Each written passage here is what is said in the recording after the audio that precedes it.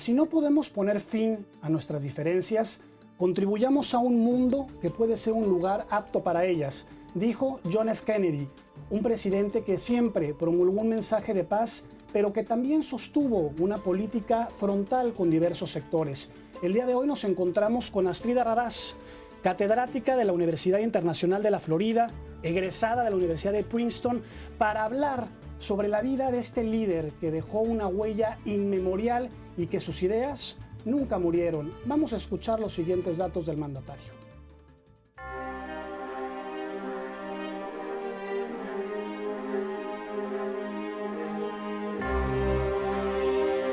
John F. Kennedy, una figura controversial de la historia estadounidense, un político al que le arrancaron la vida y del cual se habla con admiración, sospecha y dolor después de varias décadas de su muerte.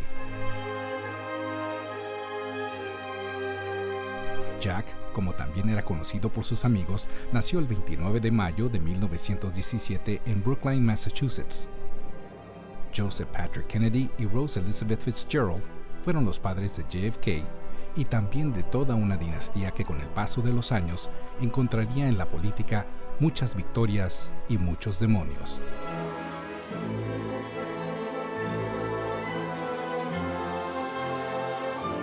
La carrera política de Kennedy comenzó en la Cámara de Representantes en 1946 y en 1952 ya estaba ocupando el cargo de senador de los Estados Unidos. Un año después sonaron las campanas. John continuaba su éxito y ahora era en su vida personal. El 12 de septiembre contrajo matrimonio con Jacqueline Bouvier en Newport, Rhode Island, ceremonia que se llevó a cabo frente a unos 750 invitados.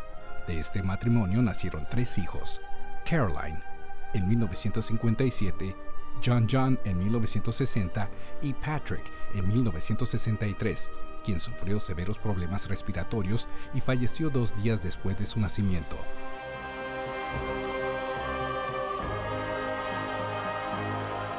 ...1960 fue un año de suma importancia para los Kennedy. John llegaba a la cúspide de su carrera política tras ser electo presidente de los Estados Unidos, luego de enfrentarse al vicepresidente Richard Nixon en las urnas de votación. 1036 días duró JFK en la Casa Blanca. 2 balas se ganó su vida el 22 de noviembre de 1963. Después de 50 años de la muerte del presidente Kennedy, el mundo continúa fascinado con su historia. ¿Qué balance hace usted del gobierno del presidente? Yo creo que podemos identificar puntos positivos y debilidades en la administración Kennedy. Puntos fuertes o positivos podrían ser su carisma, su sensibilidad de prestar atención a las minorías, ya sean minorías étnicas, de su preocupación por todos los temas de los programas sociales. Yo creo que son fortalezas de su programa y de su administración. También pienso que otra fortaleza es la atención que le dio a América Latina. En sus debilidades, yo estaría más relacionada con los problemas que tuvo en su política exterior, con la crisis de los misiles y con el problema de la vía de cochinos en Cuba. O sea que yo daría como un balance mixto, combinado. Kennedy tenía una fuerte conexión con su familia. ¿De qué manera transmutó esta relación al gobierno? Él era una persona que escuchaba, era una persona que tenía un gran poder de comunicación, era un gran comunicador, y yo creo que eso fue muy importante en su administración. Yo creo que lo que le perjudicó a Kennedy fue su inexperiencia y su juventud. Profesor, el presidente Kennedy gobernó en una época que fue sacudida por movimientos políticos y sociales. ¿Cuál fue el reto principal al que se enfrentó dentro de su país? Dentro de su país, él tenía que probar que él era un presidente que podía luchar contra el avance del comunismo. Durante su campaña política, cuando él estaba corriendo a candidato a presidente, a él se le acusaba de que no tenía experiencia y se le acusaba de que era muy débil. Entonces, cuando él vino a la presidencia, él tenía que demostrar que él tenía el conocimiento, la experiencia y podía ser firme contra el avance del comunismo. Eso fue uno de sus principales retos. El presidente Kennedy gozaba de enorme popularidad, pero también generaba fricciones con diversos sectores dentro de la sociedad estadounidense. ¿Cuál fue su principal enemigo? Él tenía enemigos, sobre todo en los que no creían que un presidente católico podía estar en la administración. Él tuvo que luchar contra algunos sectores que pensaban que eso no era una buena idea. Se llegó a decir que el presidente iba a ser como el súbdito del Vaticano, que el presidente iba a llevar una política católica subordinado al Vaticano. Él tuvo que convencer al pueblo de que él no era así. Muchos de los esfuerzos del presidente Kennedy se convirtieron en legados. ¿Cuál es para ti el más importante? Para mí el legado más importante es el apoyo a la lucha de los derechos civiles, el reconocimiento de los latinos como un sector muy importante en la política latinoamericana, el apoyo a América Latina con la Alianza del Progreso. Yo creo que esos son los puntos más importantes de su legado. Recientemente tuve la oportunidad de visitar la ciudad de Dallas, el lugar en donde fue asesinado el presidente. Veamos.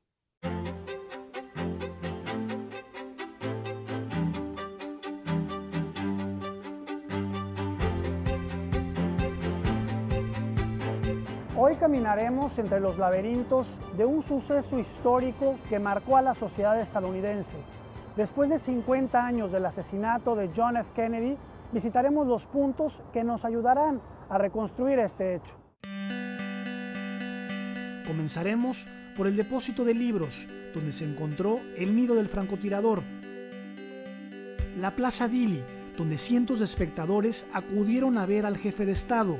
El punto exacto donde fue baleado.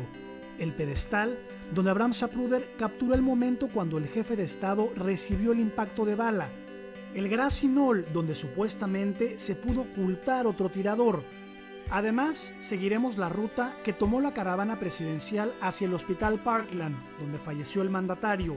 Y finalmente estaremos en el teatro, en donde el presunto asesino fue capturado. Este edificio que ven aquí, hace 50 años, era el depósito del Libro de Texas, el lugar en donde las autoridades encontraron el rifle que asesinó al presidente. Hoy en día ya funciona como un museo que contiene más de 40,000 artículos y datos incontables sobre la vida, el legado y, por supuesto, la muerte de John F. Kennedy.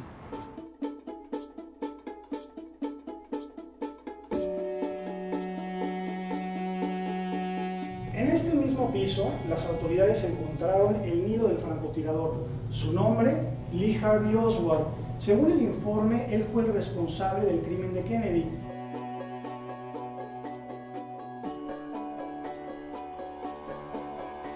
En este lugar, presuntamente, se ejecutó el plan, en donde, como pueden ver, en la ventana de allá, el francotirador tuvo un ángulo perfecto para dispararle al presidente.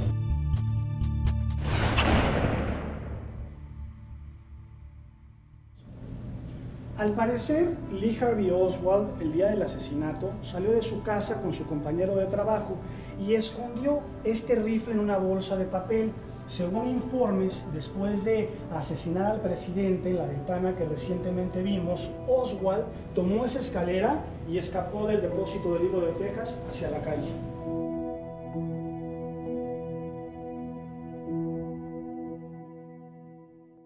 Profesora, un día antes del asesinato, el presidente estuvo presente en la ceremonia de la Liga de los Ciudadanos Latinoamericanos Unidos. ¿Por qué figuraba en su agenda política la conexión con los latinos? Porque Kennedy supo desde muy temprano que su partido y su administración tenía que atraer el apoyo de ese sector que iba creciendo, que son los latinos. Y él reconoció la importancia de ese sector, por eso él fue el primer presidente que visitó un centro latino, una organización latina, asistió al evento, habló de un discurso y su esposa también habló en español, y eso fue todo un gran reconocimiento de la importancia que iban a tener los latinos en la política. ¿Cuál fue el impacto en el mundo después del asesinato del presidente Kennedy? El impacto en el mundo fue que todos nos sentimos vulnerables, todos nos sentimos que podíamos estar expuestos a que de una manera u otra nuestra vida podía terminar de la noche a la mañana. Para él fue un presidente muy admirado, muy querido en muchos países de América Latina y en Estados Unidos. Y su muerte fue como una gran tragedia nacional e internacional. Ese día del asesinato había cientos de personas civiles que podrían haber muerto a causa de los disparos. ¿De qué manera cambia el concepto de la seguridad pública en Estados Unidos después de haber vivido este incidente? Luego de este incidente hubo toda una revisión de qué se hacía cuando hay estos eventos o este tipo de actividades públicas. Hubo una revisión, una reorganización, una planificación de cómo se podía proveer de seguridad al público y sobre todo al presidente. Por ejemplo, luego de lo que pasó con Kennedy, un presidente de Estados Unidos jamás viajó en un auto sin protección. De ahí en adelante se transformó todo lo que fue la seguridad del presidente. Y ahora mismo podemos ver cómo el presidente Obama viaja en un auto que le llaman la bestia, porque es un auto que está totalmente preparado para resistir cualquier ataque al presidente. En su opinión, ¿la gestión del presidente Kennedy fue de alguna manera empañada por todas las cuestiones personales en las que se encontraba envuelto? Sí. Lamentablemente han salido a la luz muchas acusaciones, alegaciones de que él fue infiel con varias mujeres. Se han escrito miles de libros al respecto y se han dado entrevistas también al respecto. Y también se ha acusado a Kennedy de que tuvo una vinculación con miembros del crimen organizado. Que de hecho esa es una de las teorías de conspiración, ¿no? Que quizás los que dispararon eran miembros del crimen organizado. Definitivamente, y se han escrito varios libros al respecto. Al regresar continuaremos con la catedrática Astrid Arrarás hablando sobre la vida y el legado del presidente Kennedy.